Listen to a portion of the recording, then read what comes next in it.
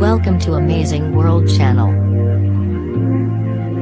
The Deputy Governor of the Bank of England Sam Woods warned on Thursday that unless the UK and the EU reach a transitional agreement by Christmas, banks will trigger their relocation contingency plans.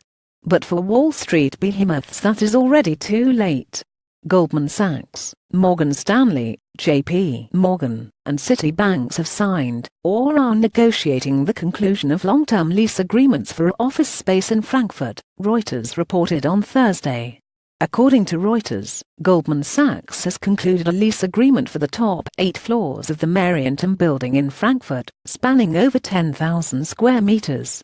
The Wall Street behemoth is planning to bolster its workforce in the Eurozone's financial capital from 200 to 1,000 employees.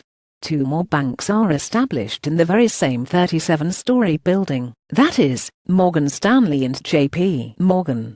However, they are extending their leases to occupy more floor space. Citi Bank is expanding within its own building near the Opera House. All these Wall Street behemoths are planning to relocate from London, undermining the UK's biggest tax and exports industry.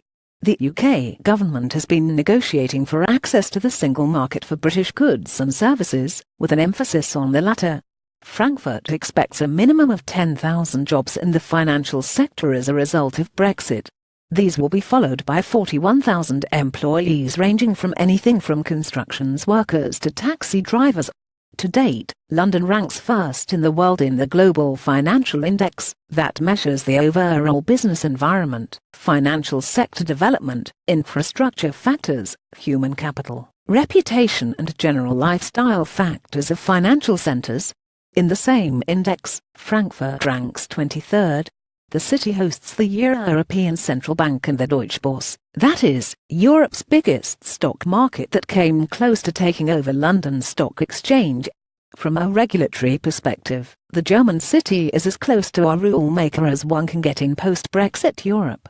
However, most analysts signal the city as a destination for regulatory experts, rather than investment bankers. However, infrastructure, culture, and nightlife in Frankfurt are provincial in comparison to cities like Amsterdam, Paris, or even Dublin. With a population of just under 730,000 people, Frankfurt is already experiencing a housing crisis comparable only to Dublin,